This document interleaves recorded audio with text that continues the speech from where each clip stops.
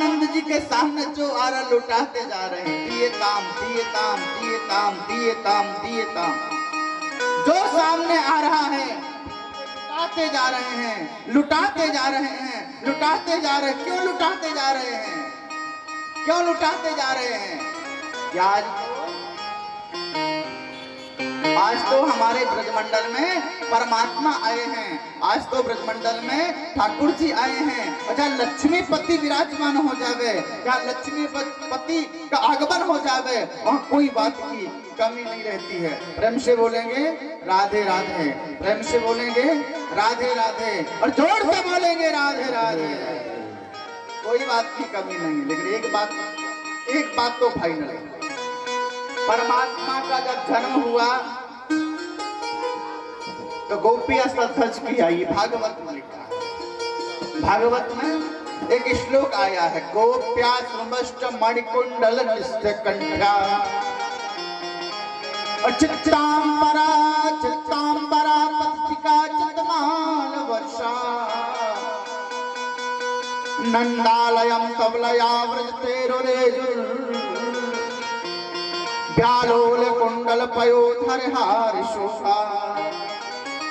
अच्छा देखिए, भगवान जब अवतार लेकर के गोकुल में आए तो पूरे ब्रजमंडल में चर्चा हुई, यशोदा के लाला भयो है, यशोदा के गोविंद भयो है, यशोदा के ठाकुर भयो है। तो जितने ब्रज की गोपियां हैं, सबके मन में एक लालसा है, सबके मन में भाव है, सबके मन में जिज्ञासा है, और रहना भी चाहिए। तो जिज्ञासा कौन है? हम भी सचे। अच्छा देखिए, जो 12 वर्ष की बालिका श्रृंगार करे तो अच्छी बात है, 20 वर्ष की बालिका श्रृंगार करे अच्छी बात है, ये बहुएं श्रृंगार करें अच्छी बात है, 50 वर्ष की कोई लेडीज श्रृंगार करे अच्छी बात है। लेकिन अगर 100 वर्ष की बुढ़िया श्रृंगार करे, भाभी दांत मात सब गिर गए हों और लिपस्टिक लगा कर बैठ जाते, ऐसी लगे जैसे बदरिया आई हो। विचार करिए, देखिए एक दांत ना हो, वो लिपस्टिक लगा कर वहां जाए तो लोग कहेंगे प्लीज एक सेल्फी, प्लीज एक सेल्फी। बोले क्यों भैया, हमारी क्यों ले रहे हो? बोले माता जी ऐसे लग रही जैसे सिंगौड़गढ़ के जंगल से उतारे आई हो। श्री राम जय राम जय जय राम, है ना। लेकिन सबके मन में एक भाव है, आज नहीं सजेगी तो कब सजेगी। जो 100 वर्ष की बुढ़िया है वो भी सज रही है। क्यों सज रही है? कि नंद के आनंद भयो जय कन्हैया लाल की, यशोदा के लाल भयो जय हो गोपाल की, नंद के आनंद भयो जय कन्हैया लाल की। सबके मन में भाव लालसा, मैं तो सजूंगी, मैं तो सजूंगी, मैं तो सजूंगी। जितनी भी गोकुल में गोपियां थी, देवियां थी, सब की सब माता यशोदा के महल के अंदर जन्मोत्सव में सम्मिलित हैं। लेकिन ध्यान रखिएगा, जितनी भी गोपियां थी सब सम्मिलित हुई, सब सम्मिलित हुई, पर एक देवी थी जो सम्मिलित नहीं हुई। कौन थी? रोहिणी। रोहिणी अपने महल के झरोखे में खड़ी है, परमात्मा का दर्शन कर रही है, आनंदित हो रही है, पर उत्सव में सम्मिलित नहीं हुई। क्यों नहीं हुई? क्योंकि रोहिणी के पति हैं वसुदेव जी महाराज, और वसुदेव जी इस समय कहां पर हैं? कारागृह में। और हमारा हिंदू शास्त्र कहता है, जब पति के जीवन में संकट हो तो देवियों को श्रृंगार नहीं करना चाहिए। देवी ने ऐसे ही किया, अपने खिड़की से, महल की खिड़की से खड़े होकर के परमात्मा के नाम का चिंतन कर रही है, परमात्मा के नाम का वंदन कर रही है, परमात्मा के नाम का अभिनंदन कर रही है, परमात्मा के नाम का जाप भी कर रही है, और परमात्मा के नाम का तप भी कर रही है। लेकिन महल से बाहर नहीं निकली, अपने आराम से अपने झरोखे से लाला का दर्शन भी कर रही है, आनंद भी ले रही है और आनंद प्रदान भी कर रही है। लेकिन माता यशोदा ने देख लिया, माता यशोदा ने देख लिया, जितनी भी गोपियां हैं सबकी सब आई हैं, पर माता रोहिणी नहीं आई। बाबा नंद से बताया, और जब नंद से बताया तो नंद जी ने यशोदा का हाथ पकड़ा, और जब हाथ पकड़ा तो पहुंच गई रोहिणी के महल में। और रोहिणी के महल में जब पहुंची तो क्या देखा, माँ रोहिणी गोविंद का दर्शन तो कर रही है पर झरोके से कर रही है। यशोदा ने कहा, रोहिणी आपको लाला के जन्मोत्सव में चलना है, गोविंद के जन्मोत्सव में सम्मिलित होना है। मैया रोहिणी जी ने मना कर दिया, मैं बिल्कुल नहीं चलूंगी, मैं तो यहीं से आपके गोविंद को, मैं तो यहीं से आपके गोपाल को आशीर्वाद दे रही हूँ। यशोदा जी ने कहा, देखो आप नहीं चलोगी तो मैं लाला का कोई उत्सव नहीं मनाऊंगी, चलना तो पड़ेगा, चलना तो पड़ेगा। और रोहिणी कहती, मुझे नहीं जाना, अगर मैं 16 श्रृंगार करूंगी तो जगत के लोग क्या कहेंगे, जब हमारे राज्य की रानी ही 16 श्रृंगार कर रही है तो हम प्रजा भी वही करेंगे जो रानी करेगी, जैसा राजा वैसा प्रजा। विचार करने लगी, लेकिन हृदय के अंदर से आत्मा से आवाज आई, रोहिणी महाभागा नंदी गोपाभिनंदिता व्याजरतिपवासः कंठाभरण भूषिता। अंदर से आवाज आई है, अरे कोई संसारिक बालक का जन्म हो तो बिल्कुल नहीं तैयार होना चाहिए, बिल्कुल नहीं जाना चाहिए, बिल्कुल नहीं आना चाहिए, लेकिन जगत के पिता का जन्मोत्सव हो तो जरूर सजना चाहिए और जाना चाहिए। क्यों जाना चाहिए, क्योंकि जगत के पिता, जगत के गुरु, जगत के पति है वो, और जाना चाहिए। मैया रोहिणी ने बढ़िया 16 श्रृंगार किया, और रोहिणी 16 श्रृंगार करके बलराम को गोद में लेकर के, और गोद में लेकर के जैसे चली कहाँ जा रही है, यशोदा जी के महल में, यशोदा जी के साथ में, नंद बाबा जी के साथ में। और जैसे नंद बाबा के साथ में पहुंची तो देखा पालने में कन्हैया सो रहे हैं, पालने में कन्हैया सो रहे हैं। मैया यशोदा, माता रोहिणी पालने के पास में बैठ गई और झूला झुलाने लगी। अन्न धीरे ढोचा दीजो, नक हौले ढोचा दीजो, मेरु कनुआ झूले पालना, नक हौले ढोचा दीजो, मेरु कनुआ झूले पालना, हौले ढोचा दीजो।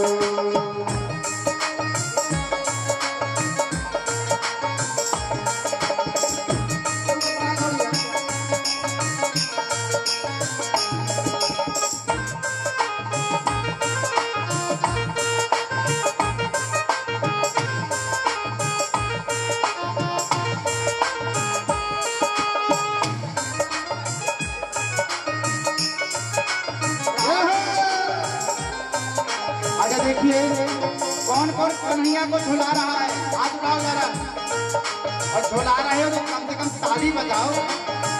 तो ताली नहीं बजाएगा उसको उसके बगल वाले की कसम है, याद रखिएगा। राधे राधे मित्तल जी।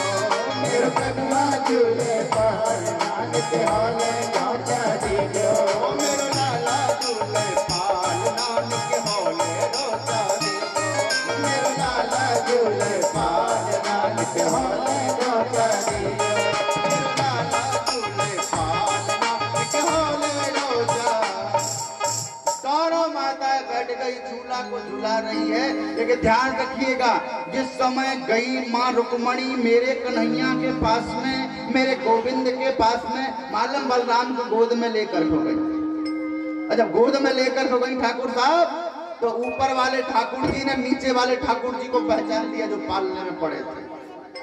और जैसे बलराम जी ने कन्हैया को देखा तो पहचान गए। क्या पहचाना? यही तो है मेरा मालिक, कि तुम ही मेरे बंदो, कि तुम ही मेरे बंदो, तुम ही हो सका, तुम ही मेरे बंदो, तुम ही हो सका, तुम ही सर्वस्व हो मेरे, जगत के पिता तुम हो, जगत के पति तुम हो, जगत के गुरु तुम हो। अभी तक कहाँ थे? 1.5 वर्ष के बलराम ने जैसे कन्हैया को देखा, जैसे गोविंद को देखा, जैसे बलराम ने गोपा ठाकुर को देखा, और मैया ने जैसे नीचे डाला ना, तो परिणाम क्या हुआ? अच्छा, जब कन्हैया सो रहे थे तो मैया ने कहा झूला झुलाने से कोई फायदा नहीं है, तो आपस की हम चर्चा कर ले। मैया एक कोने में जब चर्चा करने लगी रोहिणी और यशोदा, तो बलराम जी धीरे धीरे पालने के पास में गए, धीरे धीरे पालने के पास में गए। और जब पालने के पास में गए तो क्या हुआ? पालना को पकड़ते हैं, पालना को पकड़ते हैं, पालना हलता है और श्रीमान जी धम्म से गिर जाते हैं। 1 बार हुआ, 2 बार हुआ, 3 बार हुआ, 4 बार हुआ, 5 बार हुआ। जब बार बार गिरे, बार बार धम्म की आवाज आई, बार बार धम्म धम्म की आवाज आई, और जब बार बार धम्म धम्म की आवाज आई तो कन्हैया की नींद खुल गई। और जैसे नींद ठाकुर जी की खुली, माता रोहिणी आती है, हृदय में ठाकुर को लगाती है, आनंदित होती है, और इधर नंद बाबा सब कुछ लुटाते जा रहे हैं। नंदी कछुई तिनो जो दियो, घनश्याम कुबेर कीमत भोरी, और देखत मोहि लुटाए दियो, न बची पछियां छचियां न छिचोरी। जो सामने आता है लुटाते जा रहे, लुटाते जा रहे, लुटाते जा रहे। क्यों लुटाते जा रहे हैं? क्योंकि आज तो हमारे ब्रजमंडल में लक्ष्मी पति का प्रागट्य हो चुका है, और जहाँ लक्ष्मी पति विद्यमान है, विराजमान है, वहाँ लक्ष्मी की कोई कमी हो ही नहीं सकती। बाबा नंद जी ने कहा वर्षों हो गए, हम तो छोटे राजा हैं, सबसे बड़ा राजा कौन है? बोले महाराज कंस। बोले जब ये आ ही गए हैं जगत के मालिक, तो कर्जा से फ्री हो जाए। बोले कर्जा से फ्री हो जाए तो महाराज कर देने के लिए मथुरा गए, और जैसे कर देकर के लौट रहे थे तो नंद जी ने वसुदेव जी को देख लिया। और जैसे नंद जी ने वसुदेव जी को देखा, और जब वसुदेव जी ने नंद जी को देखा, नंद ने वसुदेव को देखा, तो आपस में दोनों चर्चा करने लगे। बाबा नंद ने कहा अरे भैया वसुदेव, मैंने सुना है कि तेरा एक बेटा था, उसे भी कंस ने मारा, दूसरा हुआ उसे भी कंस ने मारा, तीसरा हुआ उसे भी मारा, चौथा 5वां 6वां उसे भी मारा, 7वां गर्भपात हो गया, लेकिन 8वें में अहो ते देव की पुत्र कंसेन बहवो हता, एका वरिष्ठ वर्जा कन्या साप दिवांगता। 8वें संतान के रूप में कन्हैया की जगह बालिका का प्रादुर्भाव हुआ, लेकिन दुष्ट ने उसका भी वध कर दिया, उसको भी मार दिया। लेकिन वसुदेव जी ने कहा भाई ये तो प्रभु की लीला है, हुई है जोई जो राम रच राखा, को करी तरक बढ़ा महिषा। अरे भैया ये तो प्रभु की इच्छा थी, 1 मरे 2 3 4 5 6 7 सातों मर गए, 8वें में बालिका हुई, उसे भी कंस ने मारा।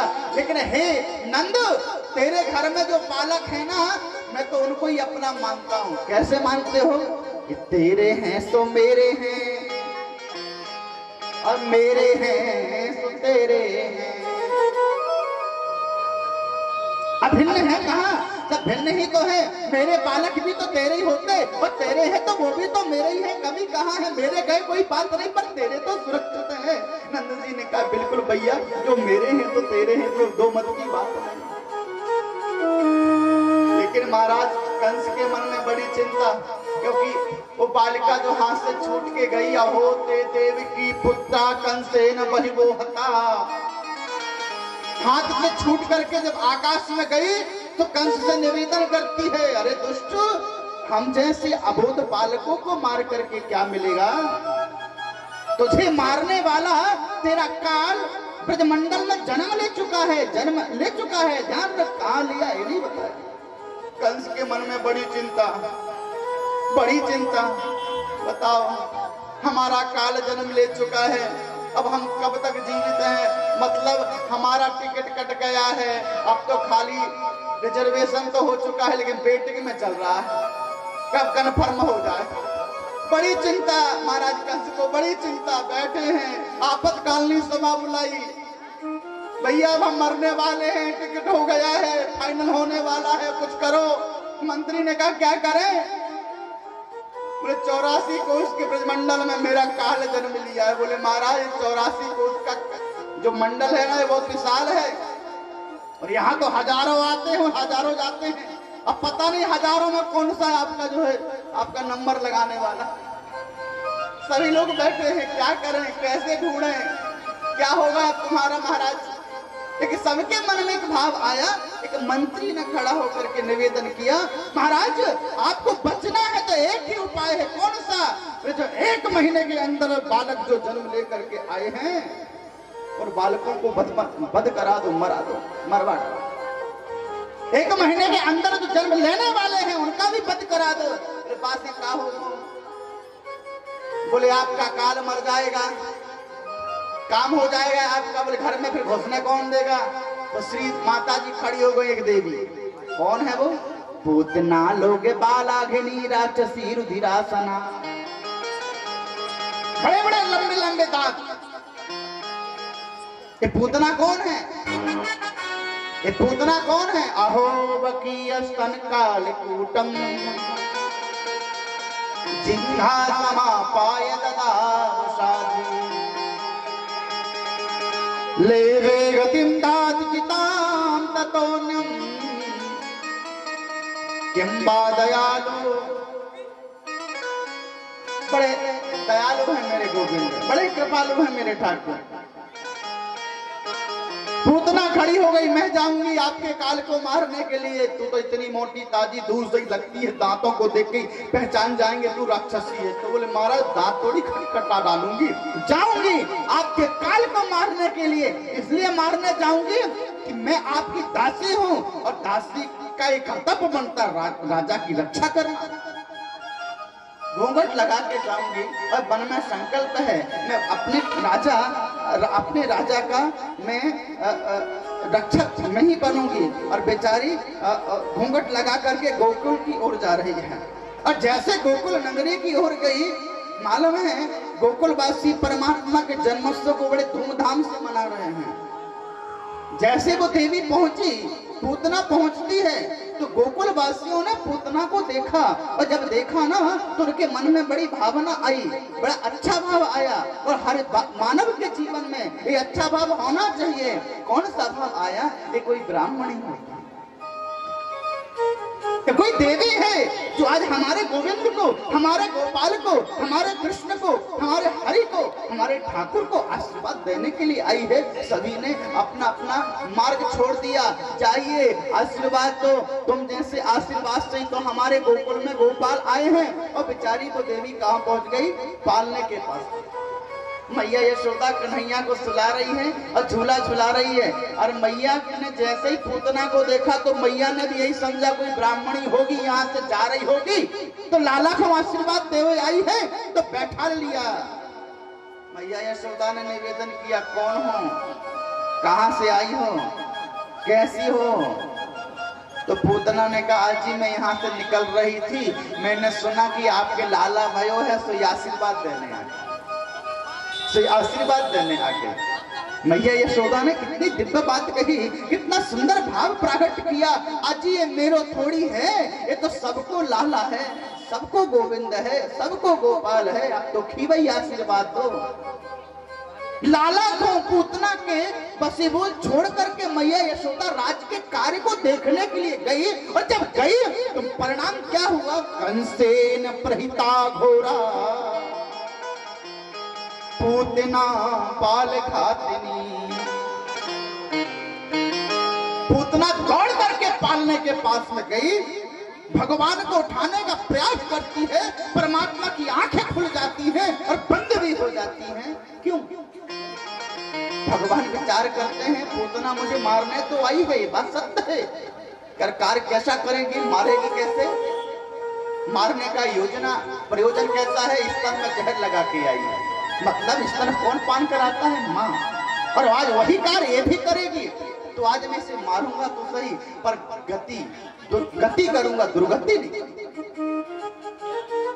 विचार करते हैं कि मैं तो ब्रजमंडल में आया था माखन खाने के लिए, मैं ब्रजमंडल में आया था मिश्री खाने के लिए, मैं ब्रजमंडल में आया था मीठा पान करने के लिए, प्रेम पान करने के लिए। और श्री माता जी ये पूतना देवी, माखन गया भाड़ में, मिश्री गई भाड़ में, लड्डू गया भाड़ में, और 7वां दिन हुआ है अभी।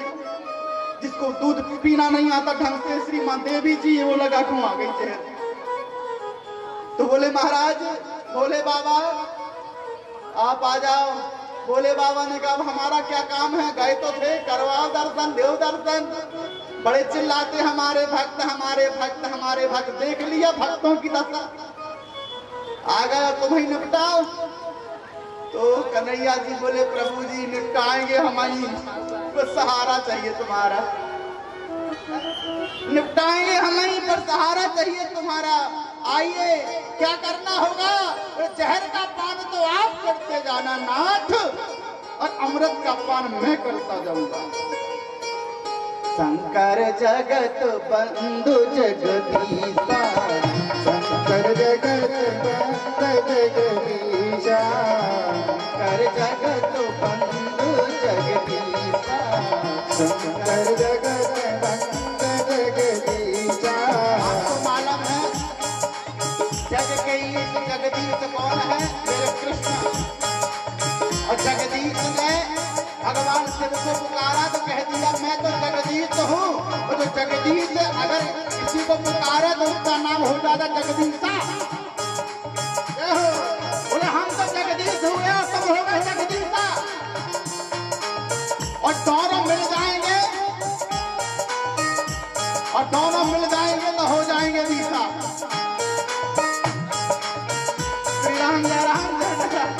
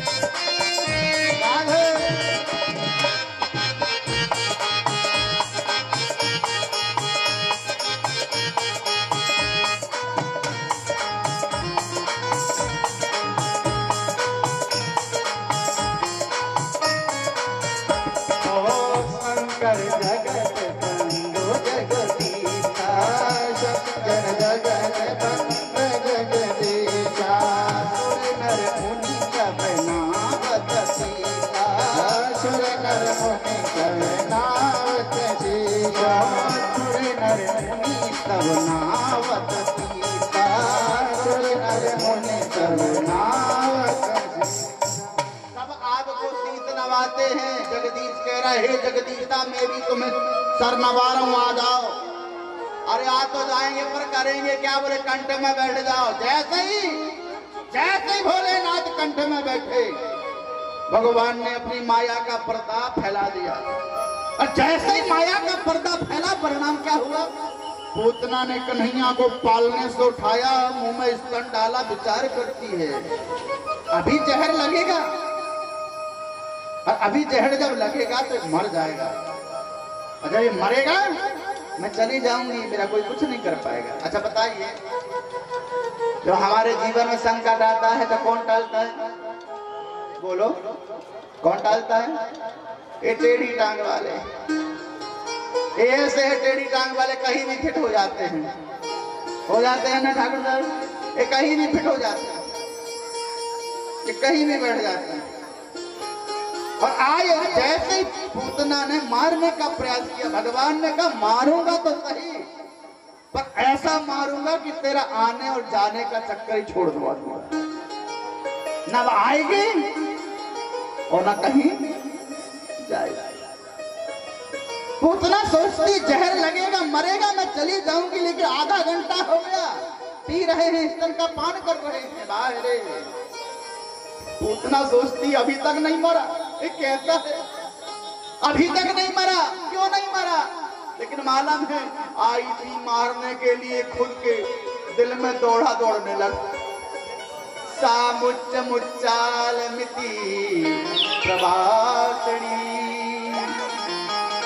निष्पिंड माना खिल जीव मरण। परमात्मा को मारने आई थी, मैं जाऊंगी, मैं मारूंगी, लेकिन क्या हो रहा है यहाँ तो खुद का पंप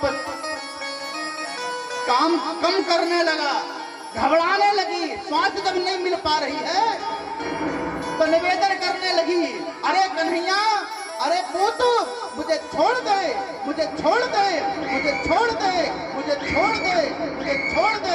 अरे गोविंद निवेदन करते हैं, मैया, माता, अब मैं तुम्हें छोड़ूंगा नहीं। क्या बोले भगवान?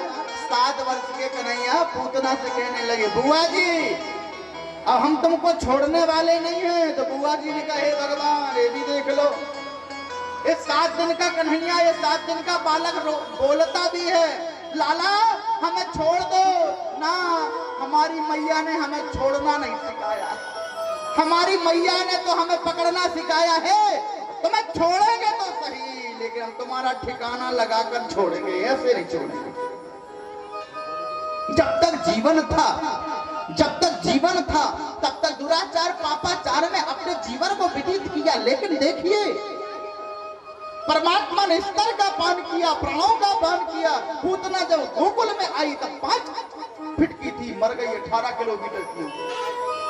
जितने भी बाग बगीचे थे सब पूतना के शरीर के बीच ब्रजवासियों ने सीढ़ी लगा करके पूतना के हृदय स्तर से ठाकुर जी को निकाला और जाकर के यशोदा को दिया। जीवन का कोई भरोसा नहीं है, कोई भरोसा नहीं है, और भरोसा नहीं है तो भरोसा जब जीवन का नहीं है तो भरोसा कहीं ना कहीं तो करना पड़ेगा। कहाँ करना है? जीवन का भरोसा राम में करिए, भरोसा श्याम सुंदर में करिए, गोविंद में करिए। इस सांसारिक लोगों को मत अपनाइए। कब आपके हैं, कब आपसे दूर हो जाए, कब करीब हो जाए, कोई विदित नहीं। ये श्वास जो है ना, ये अनमोल रत्न है जो हमें ठाकुर जी ने दिया है। ये अंदर जाए तो राम के नाम को लेकर के जाए, बाहर आए तो श्याम सुंदर का नाम लेकर के आए, और कनेक्शन हमारा बराबर परमात्मा से बना रहे। तेरी हर श्वास अनमोल हीरा, तेरी हर श्वास अनमोल हीरा, ये लुटाने के काबिल नहीं है। तेरी हर श्वास अनमोल हीरा, ये लुटाने के काबिल नहीं है। तेरी हर श्वास अनमोल हीरा, ये लुटाने के काबिल नहीं है।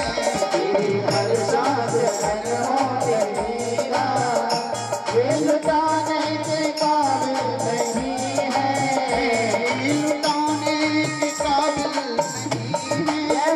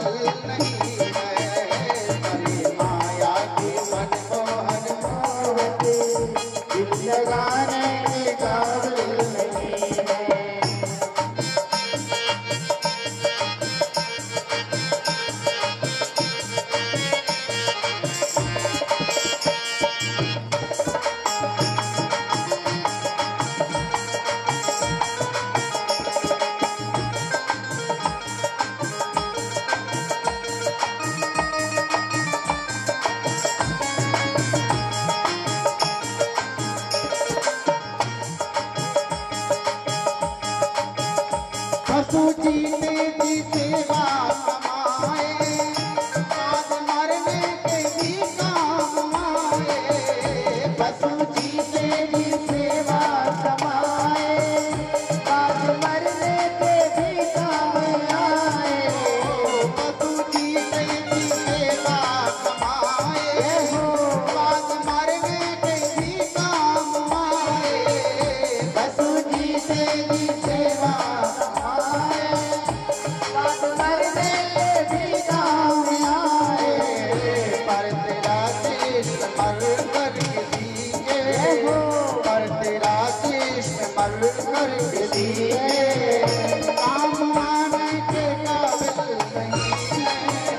पर तेरा देश मर कर दिए, काम आने के काबिल नहीं है। नरका से अनमोल हीरा,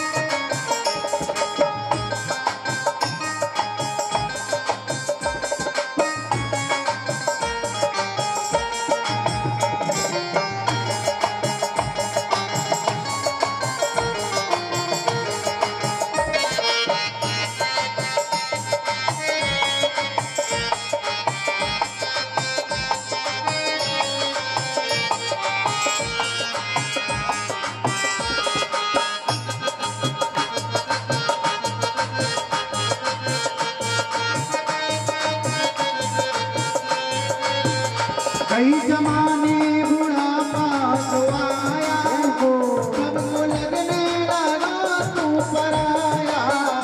कई जवानी बुढ़ापा जो आया, सबको लगने लगा तू पराया। कई जवानी बुढ़ापा तो आया, सबको लगने लगा तू पराया। कई जवानी बुढ़ापा तो सबको लगने लगा तू पराया। बाल बच्चे कहे मर जा बूढ़ा, बाल बच्चे कहे मर जा बूढ़ा, तू कमाने के काबिल नहीं है। बाल बच्चे कहे मर जा बूढ़ा, तू कमाने के काबिल नहीं है। ध्यान रखिएगा, आजकल सबसे बड़ी विविधता विशेषता है जीव की।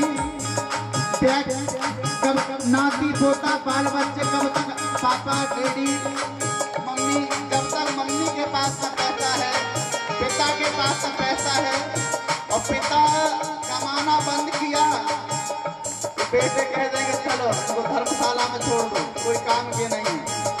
इसलिए मैं कहता हूँ, कई जवानी बुढ़ापा जो आया, सबको लगने लगा तू पराया। कई जवानी बुढ़ापा जो आया, सबको लगने लगा तू पराया। बाल बच्चे कहे मर जा बूढ़ा, बाल बच्चे कहे मर जा बूढ़ा, तू कमाने के काबिल नहीं है। बाल बच्चे कहे मर जा बूढ़ा, तू कमाने के काबिल नहीं है।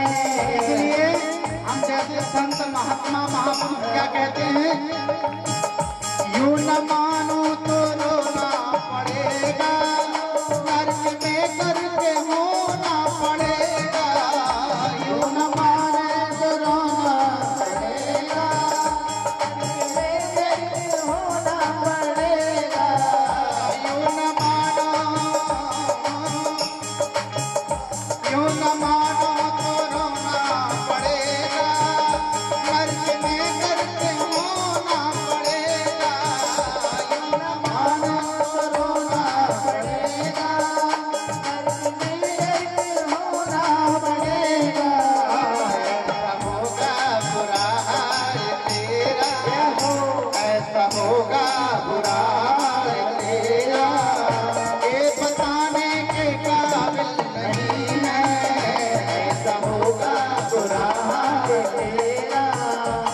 बताने के काबिल नहीं है, तेरी हर श्वास अनमोल हीरा। उसने